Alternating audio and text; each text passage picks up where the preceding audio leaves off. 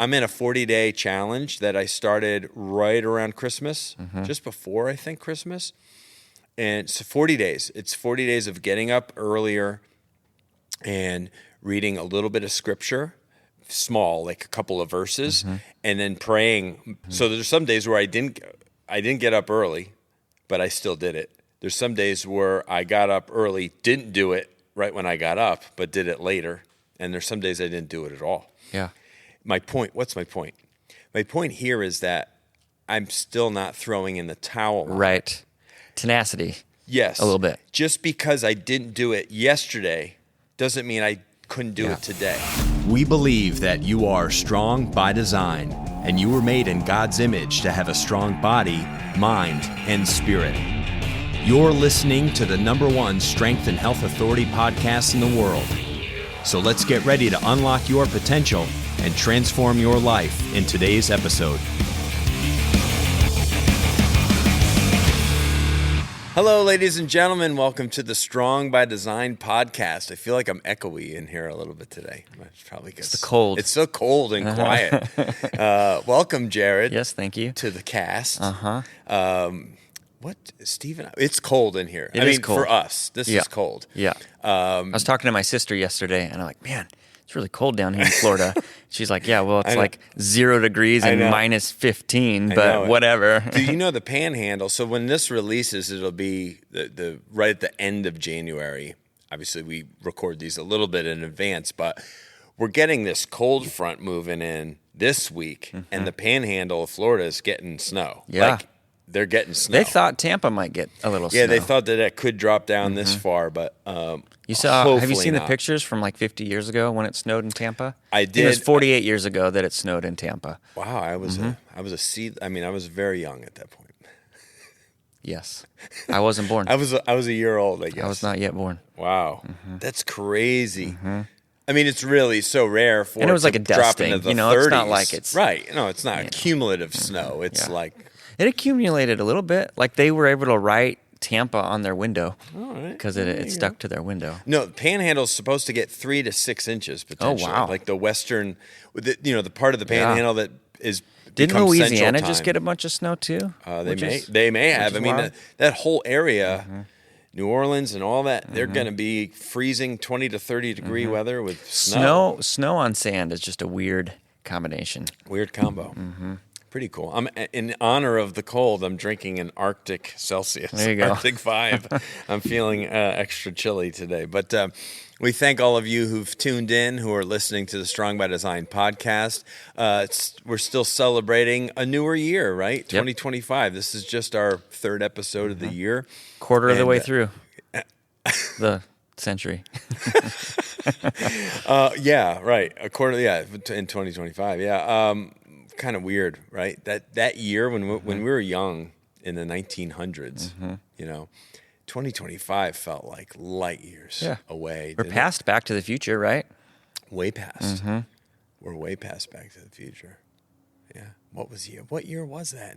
I don't remember. Right around then. Wasn't it like 2020 or 20? I forget what it was. Yeah. Some of those. It wasn't that long ago, but I know some of those it things have become realities. Some things. Some of the things that were in the movie, which is funny. But really what we wanted to talk about today is something that occurs to me pretty much annually, and I see it in my own life, I certainly see it in other people's lives, is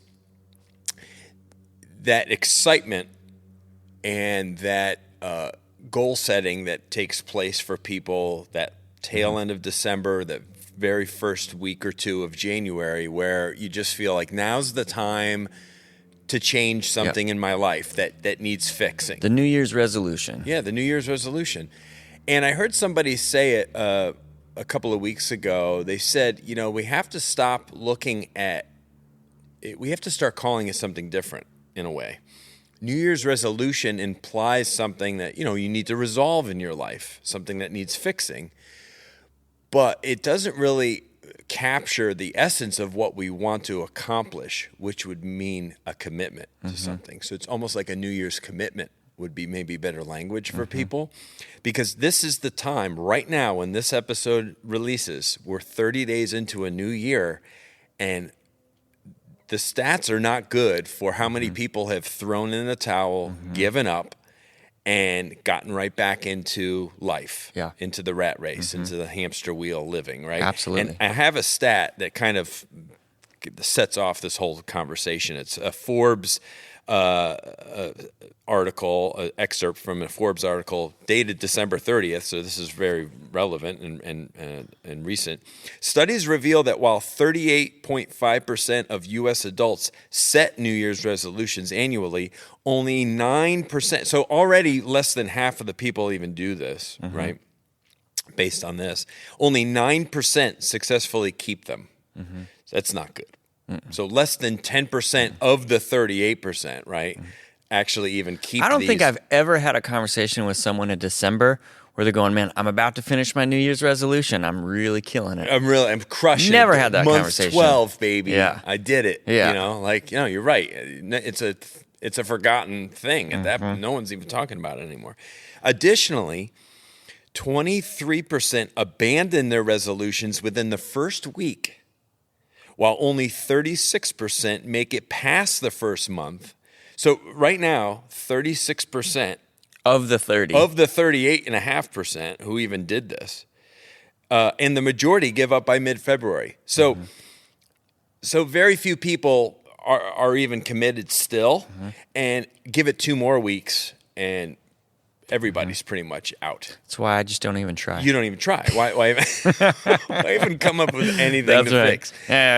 You know? It's not going to fix it. I Anyway. know. So there's a lot of different ways we can tackle this topic and talk about it. But I wanted to kind of talk about it from the angle of, like, what is going on in the first place for us to have these thoughts, these emotions, these feelings. As we come into the end of the year, people get nostalgic, first of all. It doesn't matter what year it is. Like, when you're coming to the end of a year, it feels kind of like definitive. It's like, all right, well, this year's done. Yeah. And what was this year for me? Like, was it a good year? There's like this little assessment that Bit happens. of an evaluation of your life. Yeah. Sure. And it might even just be a personal thing that you don't even communicate with other people. It's just kind of what's going on in your head. You're like, it's a year to be proud of. Yeah. Was this a year where I kind of took a step backwards? What do I want next year to be like? Where can I improve a relationship, or can I be financially better off next year? Maybe get that new job, or get out of this job that I'm miserable in. Whatever it is, like, people are all feeling this on some level, right? So I wrote down a list of things that I think are going on right now for people in that period. And when it comes to putting maybe pen to paper or typing something up, or the conversations that they might even have with somebody, a trusted coworker, friend, mentor. And these are kind of the things, and we can talk through this a little bit. I think a lot of people first, they make a goal of some kind, whatever it is. Could be one thing, could be multiple things. Sure. And I think oftentimes it's unrealistic or vague. Yeah. Sure. And that's like right out of the gate, they've already cost themselves something. Yeah. I think part of that as well is that people want things to be different, but they don't want anything to change. Right. You know what I mean? Their comfort zones. And so I think that sets up an unrealistic expectation, right? Like, okay, here's what I want to be, here's what needs to change. And they're like, okay, I'm going to do it. But then when they actually get into what it takes to actually accomplish that thing, it's so vague, as you said, or it's so vast that they're like, all right, never mind. That's too hard. Too big. Yeah. That mountain, I'm going to climb that mountain? How the heck am I going to get there? Yeah. All I had was a little map with a line drawn. Like, it's like, what are my action steps? I don't have any good points to focus on prior to the destination. Did you ever see the movie What About Bob? Oh my gosh, yeah, it's a good one Yeah. with Bill Murray. Yeah, with Bill Murray. And Yeah. Richard Dreyfuss. Yep. It's an older movie now. It's Yeah. like 30 years old, I Yeah, think. at least. Well, I mean, Bill Murray kind of had his time in the sun about that long ago. But, No, he did. He's a bee's knees. So the psychiatrist, for those who haven't seen the movie, basically Bob is this guy who has this fear of everything and ends up going to a psychiatrist who gives him this book called Baby Steps, and it's all about like rather than trying to accomplish this big goal, break it down into little things so you can have these little victories, these little accomplishments. And so he's always like baby steps. And so he's afraid to leave his apartment. Yes. And he's saying to himself, okay, baby steps to the elevator, baby steps into the elevator. I have to go back and watch that movie again, dude. So I funny. guarantee you that's a movie that it doesn't matter how much time has gone Oh, by. no, Like, absolutely. that'll still be as good. My Psychology 101 class in college, that was like the first thing that we did was watch What About Bob. Oh my gosh, how cool is Yeah. that? See? Then that's a good professor right there. That's right. Who can Yeah. take something that Shout they out know to Lois is- Kendall. Yeah. So They know is entertaining, but also has so much insight into that area. Yes. And you can learn a lot from that movie. Yes. Even while you're laughing and stuff. Yes. Get Yeah, into it's really good. But there's so much truth to that, right? The 100%. reality of setting up realistic expectations and setting up almost mini goals of okay, what is something small? Because if you're not tasting victories, it's like a football game where you have a defense that is just comes out strong. But if your offense just keeps falling apart over and over and over again, eventually you get tired where you're like, why even try anymore? I'm never going to. The incentive goes away. Yep. So giving yourself some realistic incentives to be able to keep you chugging forward. I heard something great on Frank Turek's podcast, which I'm a huge fan of. I don't have enough faith to be an atheist is the name of the podcast. It's the Cross-Examined is the business. And he was saying something the other day about, and I think this comes, he was either quoting someone else or referencing somebody else when he was talking about it, but that we aren't necessarily driven to do things as well. It has to be our own self-interest, and it's usually incentivized stuff. That's the stuff that really drives people and moves people for change or to take action in anything. If it's just because it's a good thing morally, that doesn't necessarily win people over. Right. But if they're incentivized to do something, you're gonna get a lot out of people. Right. If they know at the end of the day they're gonna have this in their hand. That's affiliate marketing, right? Yeah, 100%. I mean, affiliate marketing is, hey, if you sell this thing for me, I'll give you a little taste of the profit. 100%. Where it's like, hey, this is a really good product and it's going to change the world. Will you help me sell it? People are going to say, I don't care. Yeah, it sounds great, but what's in it for us? What's in it for me is kind of which is kind of a disappointing mentality, but the reality when you get down to the root of it. What's something else that people where they go wrong? We kind of touched on it a little bit. They have too many goals, too many things. So maybe not just one grand Mac Daddy thing. They might just have too many things they've listed off that they want to fix or change in their life. 5, 10 things. And it's like, my gosh, dude, talk about overwhelm. You might get excited on paper or with your list that you've carved out for yourself. But what's that look like every day? Yeah. So that's you get why spread too thin. Yes, spread way too thin. That's why it's so much better, I think, to get really clear on one thing that you would like to really see Jack changed. of all trades, but master of none. Yeah. I'm that guy a lot of times, I feel like. Yeah. In life, just generally. I feel like I'm pretty good at a lot of things, but I'm never just excellent at that one thing, And a lot of people could say that they are. It's hard to be really excellent at one thing in life. I mean, it takes so much effort and so much time to get there. Like for me, it's spelling. For sure. That's what I'm the best at. Has that ever crept into your New Year's resolutions or improvements? No, it's an accepted reality for me. It's more entertaining that you're just not that good at it because it really it makes us all feel so much better about your mistakes. Yeah, when I see how awful you are at spelling, I'm like, Yeah. I'm better at him I still than that. text Christiana words, and she's like, "Why? I've told you this 1,000 times." I'm like, I don't know. Sometimes it's autocorrect. It does what it wants sometimes to do. too, it's just a lack of I'm way more OCD about stuff. Like I'll edit a text because I got something wrong in the text. That's me. A lot of people don't give two craps. If they get a word wrong, a letter is wrong, punctuation's off, whatever it is, like they know the person on the other end probably understands what they're trying to put across. My brain has a little bit of ADD. Yeah. So if I'm like crunching through something, Yeah. if I have to stop every 2 seconds to try to fix my spelling, I'm going to forget where I'm going. Yeah. And I'm going to, like, it takes away my creative juices. Yeah, absolutely. But it works. You're fast in a lot of the work that you do on the post-production side of stuff for our business. And then you have people like me that'll go and find the flaw, find the mistake afterwards, because we're kind of, that's what gets us excited or gets us, taps into our best abilities. And the things that you find are ridiculous. Are astonishing to me. I know. You know? Just this one little thing where it's well, you have sometimes, and I know we're on tangent right now, but that's okay. Jared puts together a lot of our video content, right? So I'm responsible for reviewing things before they go Quality final. Quality control.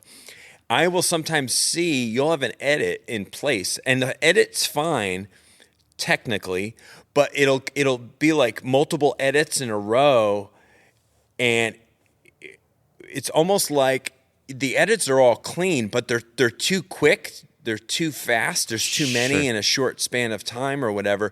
But or it'll be like you're going from one shot to another shot, so like a main shot to a side shot, and then it goes to maybe like a quote. Or it goes to B-roll of some kind, but it doesn't look good because of where it's inserted. That's because that's just to clarify. That's not an intentional cut. No, it's because I didn't drag whatever over far enough on the timeline, and so it quickly like flashes and then pops to what I actually wanted because it didn't quite get there. My eyes are, I kind of watch like wide open. And it really is, it's like one frame. Yeah, it's one frame, but a lot can happen in 1 second or less of television. A lot can happen there. So you got to be mindful. So I'm glad for people like you that catch that stuff. And we're a little bit over the top with it. But so get really clear on that one kind of specific thing rather than having multiple things. Hone it in. What's the one thing that you want to work on as opposed to the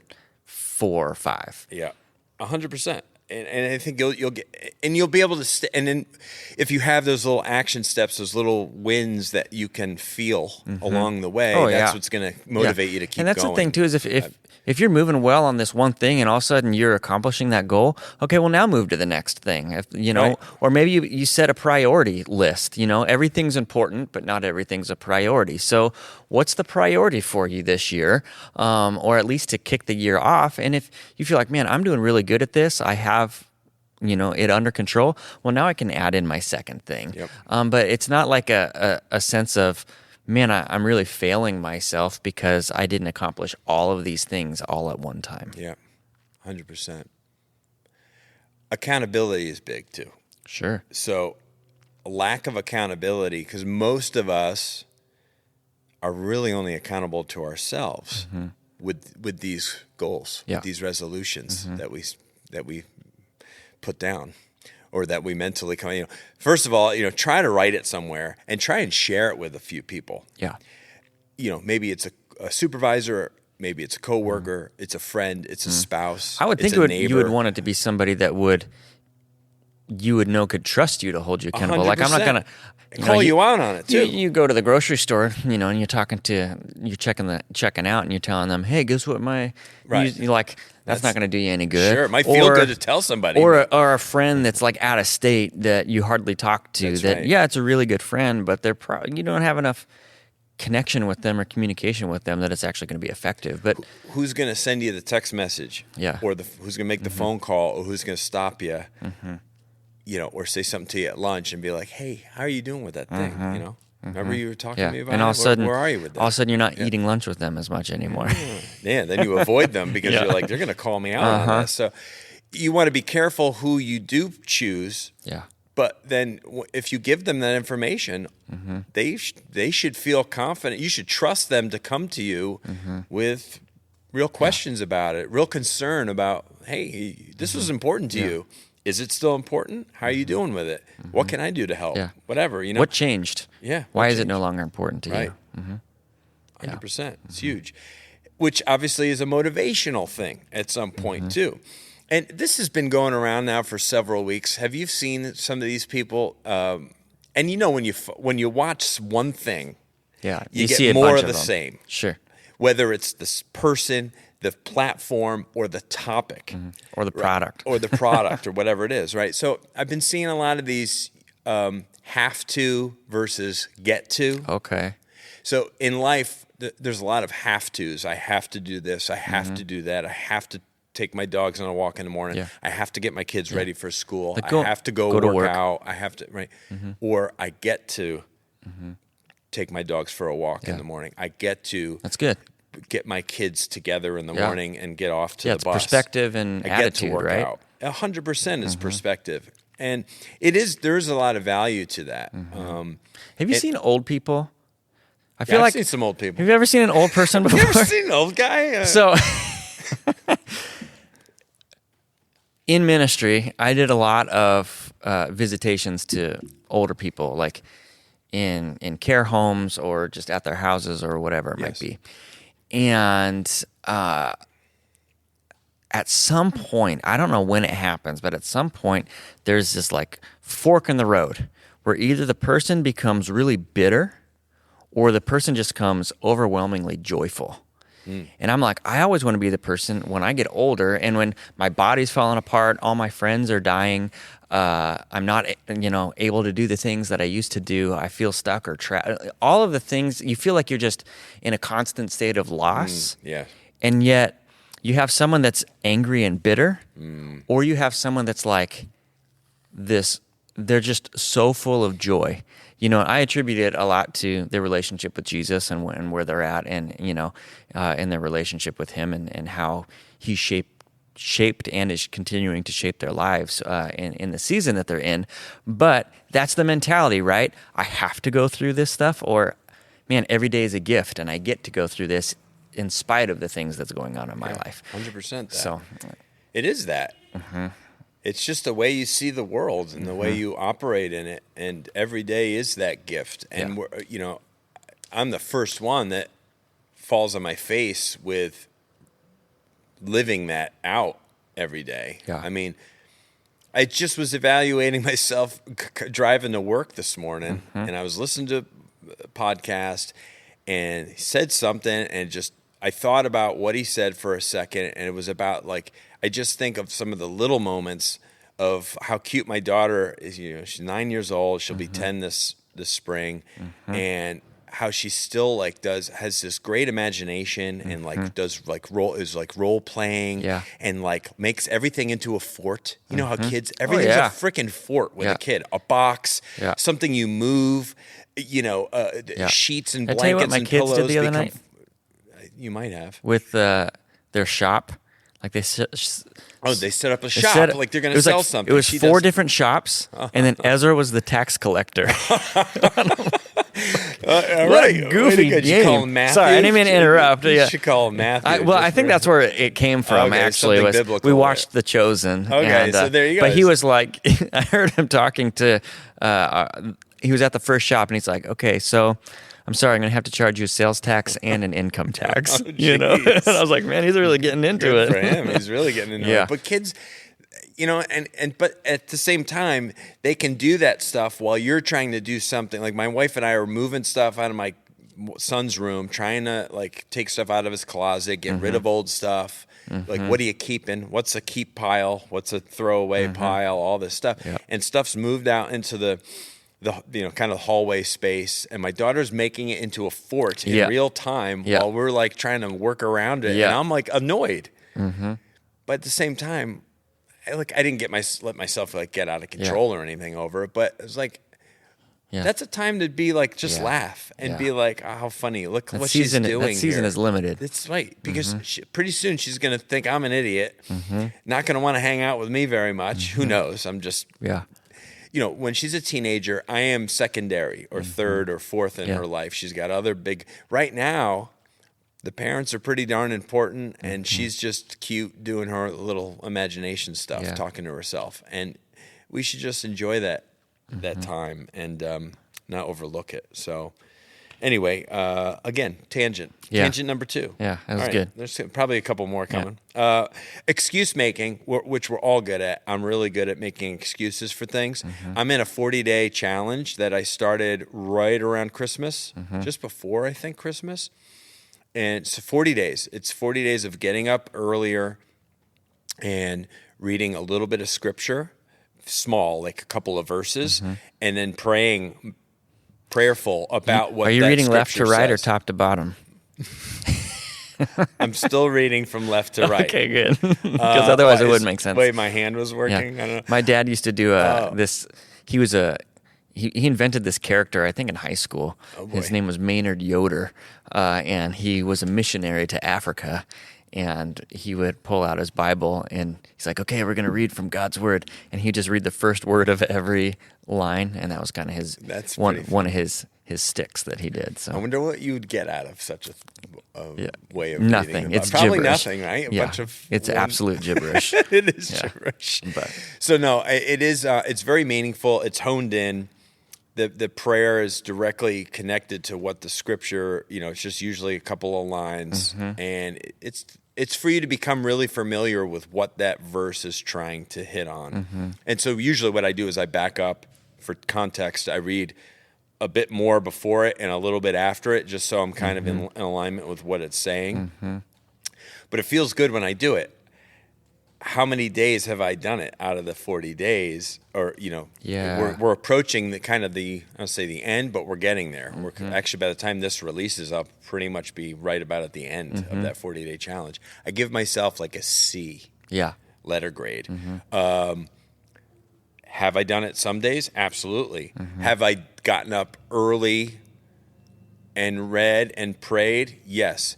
Have I missed some days? 100%. Have I not done it at all on some days? So there's some days where I didn't get up early, but I still did it. There's some days where I got up early, didn't do it right when I got up, but did it later.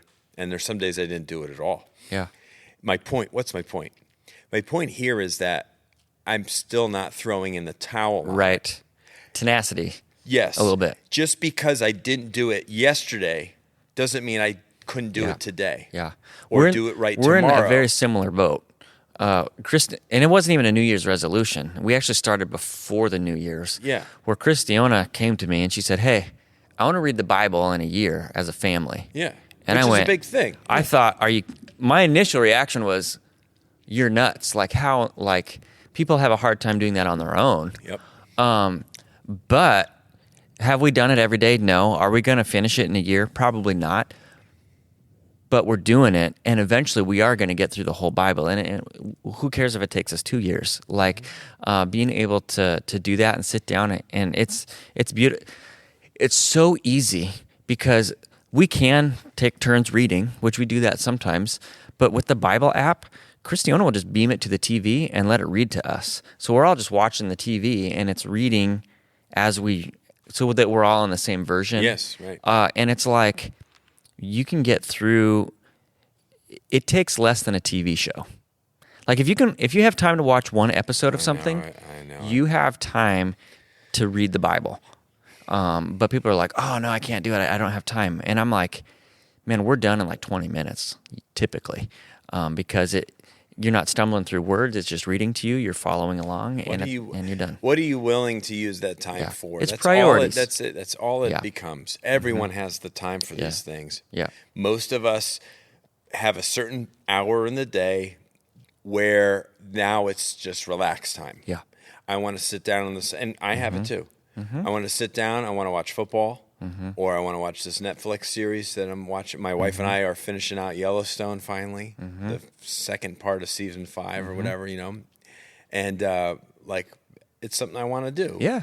But 100%, those are guilty pleasures. Those Sure. are easy things that it's just being lazy. Well, and when we're reading like this, it's Yes. not like, "Hey, we're going to do this deep dive Bible study." No, right. It's like being washed in the Word. It's this idea. I mean, it's enjoyable. Yes. And it because there's things that pop out to you that you're like, "Oh man, I didn't remember that," or "Man, that guy's an idiot," or "Oh my gosh, what?" Especially going through like Genesis, and he's the daughters are sleeping with their dad, and like all this. You go, and you're like sitting there with your kids, and you're like, oh man. I think there's a lot of this is people who don't. NC-17 here. That's what I'm saying. There's people that are not putting any time into reading the Bible. They're not they just, some people listening might completely, they don't want to be Christian. Don't realize how intense it actually is. The Bible, regardless of your knowledge or your experience reading the Bible has a lot of truth in it. 100%. Whether you believe in what it has to say or not, you can't knock a lot of what's in there. It's like, listen, truth is truth, whether you believe it's true or not. That's exactly right. Right. Regardless of how you live your life, truth is truth. Yeah. And so you are the bus. Yes, never both. There's so much to gain from the wisdom that's in there and some reflection and stuff. And the more that you're in there reading, the more that word enters you. Mm-hmm. And that's what it's all about. Mm-hmm. It's knowing God through his word. Mm-hmm. It's knowing truth through the word of God. Mm-hmm. And, I try to, I've been reading the Bible ever since I was young, but it always reads different. Mm-hmm. I've been reading the Bible, the same Bible, by the way, that I have on my desk that was given to me when I was, in middle school, in youth group. That's the same Bible I've been reading all this time, and it speaks to me in different ways. Sure. I have highlighted and asterisks and notes and all kinds of stuff in there that has changed. And I remember as a kid, things that I really found inspiring or jaw-dropping or whatever that hit me different now than they did then. Isn't it interesting? And things that speak to me now that I didn't even know what they meant years ago. I think it's funny when you're thinking of like a particular verse and you see where it is on the page. Oh, 100%. You know what I'm saying? 100%. So when you're like trying to find it, you're like, okay, I know it's on the left up here somewhere. That, it's funny how our memories work that way. And there's a lot in there, and there's, then this is kind of the point that I'm kind of leading to at the end. So I'm going to hold that one thought. Mm-hmm. But a teaser. Yeah, that's a teaser. I'm going to hold that one thought. This is another really big thing for people, and there's two sides to it: the fear of failure or the fear of success. By establishing change in your life. Okay. So, and this is where you find out who your friends are. The people in your corner rooting for you to change, to become somebody better, or the people who kind of pull back from you because they don't want you they're comfortable. They're so comfortable in their life that they don't want to see you excel. They don't want to see you grow and be different, because that changes the dynamic of your relationship. That's true. And when you don't have cheerleaders in your life, or the people in your life that you think are your friends, that can be painful there, because you might separate now from people that you thought were in your corner. Have you seen the movie 28 Days with Sandra Bullock? Not 28 Days Later. Okay. Not the zombie apocalypse movie. That's what I thought you were 28 going to. 28 Days is... Okay. I don't know if I saw that. Sandra Bullock goes to rehab. And so at the beginning of the movie, she has this boyfriend that is like, they have fun together, and, they quote unquote love each other or whatever. Right. She gets sent to rehab, and she's actually finding progress in it. And towards the end of the movie, like, he's like, come on, let's go, let's have fun. And she's changing. Yep. And she's like getting mad at him for not like trying to get her to like fall off the wagon, and she's like, what are you doing? And he's like, what do you mean, what's wrong with you? Like, this is how we have fun. And she's like, no, get away from me, and so that's exactly it, where that relationship no longer works anymore, because he wants a party buddy. He wants his continued party buddy, and she's ready to move forward and say, I want to get my life right, and he's not ready to make that commitment too. So it's true. You have to, when you're making these changes in your life, you have to be surrounded by the right people. And I think that you have to take a deep evaluation of, who are my people and who am I spending time with? And are they pushing me towards the goals that I want to achieve, or are they hindering me from getting to where I want to go? Yep.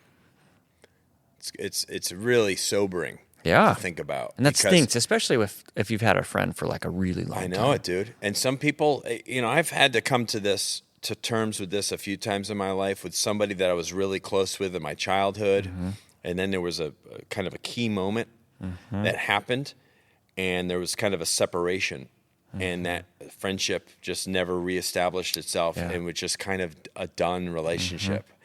And some people are just meant to be in your life, I feel like, for just a certain period of time, and maybe you're just supposed to learn from that relationship.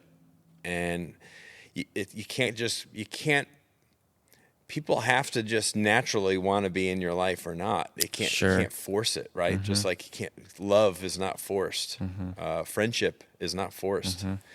And so you got to continue to be around those people that are your cheerleaders, obviously, for all the right reasons, and separate yourself from the people that are wanting you to kind of just stick where you are, stay where you are, and not grow and not be different.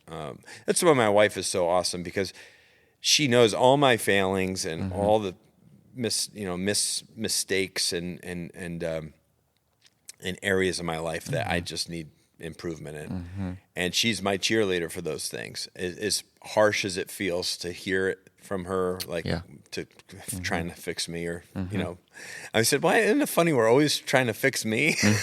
Yeah, what'd she say? I mean, that's just She said, "Well, that's because you're broken." That's because I'm the most broken one out of the two. So anyway, no, so that's really good insight, and hopefully that's helpful for people on the other side. Maybe they have to evaluate right now. Yeah, maybe this person is holding me back from that goal that I wrote for myself. They're like a block. They're not helping me, and maybe that relationship just looks different. Maybe they're not. Just like some families sometimes can be a hindrance. And maybe it doesn't mean you have to completely disconnect, but maybe you have to just pull back a little bit from how close you are. I think you have to establish healthy boundaries in order to reach the goals that you're going after. Yeah. And that's hard, especially with long relationships. Yeah, it's very hard when there's history. Yeah, and blood. So the tease I had earlier, right? This is kind of the last big thing here, is when we get so focused on our end result instead of the steps to get there. Sure. And you kind of alluded to it again at the beginning, is, we're always looking at the goal, the destination, but what does that journey look like, right? And life, like you used that famous quote, right? Life is not about the destination, it's about the journey. Sure. I mean, yeah, it's still about the destination, but how do we impact where we're going? Yeah. We impacted by what we're doing. How do you today. embrace the journey? How do you embrace it? Yeah. And to me, it's recognizing that this isn't just something that I do, but it's actually a lifestyle change. 100%. And I think if you start incorporating it like, hey, I'm going to watch less TV, well, that's something that you do. But you have to embrace that lifestyle change and realize you almost have to grieve a little bit what was, because it's gone now. And you have to be okay with it being gone.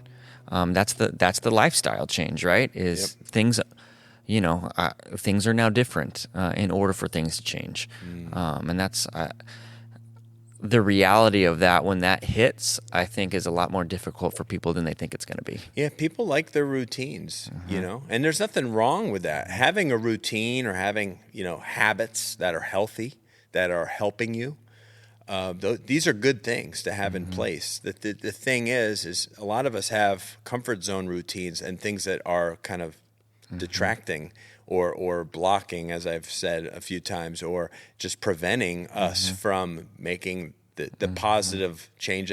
Like what's something for me, a routine? Staying up too late. By me staying up too late, that prevents me from getting up earlier to do the things that I want to do. Getting to bed at a more reasonable time allows me to get up earlier to get those accomplishments and those little tasks in the morning. And it's one of those, there's a speech from it. I think he's an admiral. Because he's a naval officer, so he has to be an admiral. He's high up. It's very famous, this speech, and I catch clips of it all the time. And he talks about the power of and maybe I've mentioned this in previous podcasts, the power of making your bed in the morning, and all the benefits that come with that. It's just that quick, easy accomplishment that we're all capable of, making your bed in the morning. And he's like, you got something done. And even if you had a bad day, You started with a victory. Even if you had a bad day, you come home to a bed that's made.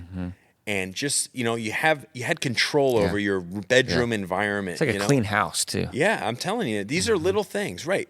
Before we go on vacation, you clean the house. We clean the house, because when we come home, I'm like, I want to come home to a disaster. I want to come home and be able to relax. 100%. We do the same exact thing. We get the best house cleaning done. Yes. Right before a trip. Right before you leave, yeah. So we like people coming over to our immaculate. house too, because it forces us to really Well, clean that's true too, because if you have somebody taking care of the cats or dogs or neighbors checking in on the house, you don't want them walking into a pigsty. So you're doing the floors, you're wiping down the kitchen, all the laundry's put away, the kids' bedroom are made, everything's just pristine.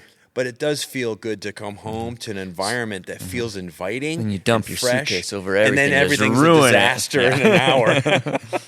But that's life. But I thought that this was there's so many things that we've talked through here that I think can hit somebody different. Sure.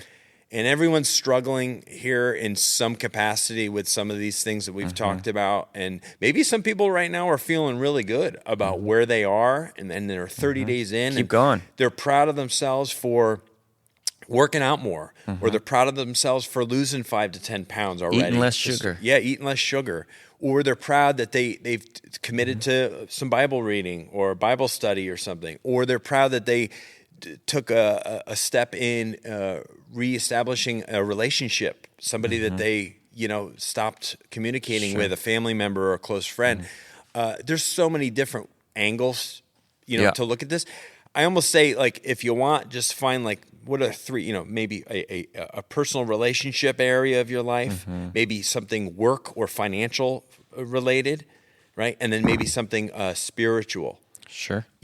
And you could even put maybe a physical improvement thing. Have a couple of categories, and then prioritize them, and then hone it in, and then get clear and get specific with what are some of the things that I need to do so I can build up some of those mini victories. And the other thing is this: it doesn't have to always be January 1.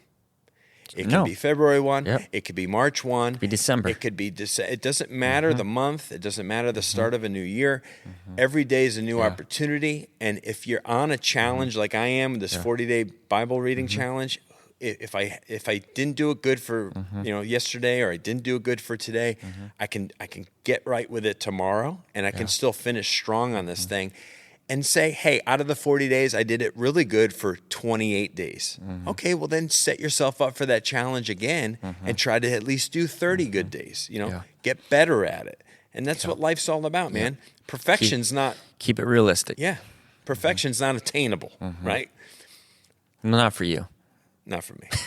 I can't have perfect hair quite like Jared, but... That's not true. It's, so what we're going for is the effort, and the passion and the willingness to improve. Yep. And that's good.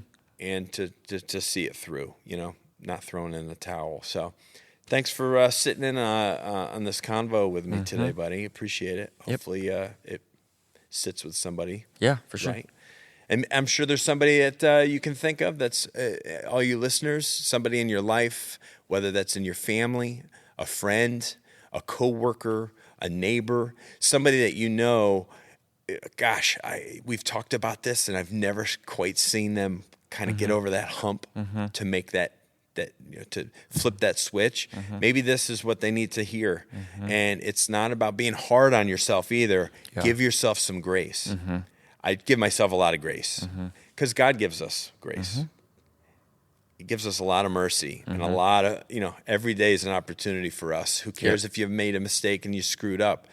just try to do it better the next time, man. Yep. Give it your very best. Yep. There was that one last thing I was going to say, which had eluded me, but it came back to me. It is worth mentioning. I forget what the guy's name is. Is it Jocko Willink or something? Have you heard of this guy before? I think he was a military guy, like a Navy SEAL or something. These Navy SEAls. Oh, yeah, Jocko. You know who that is? No idea. Okay. I think I got his name right. A lot of these, Sean Ryan's become really popular. He's a Navy SEAL.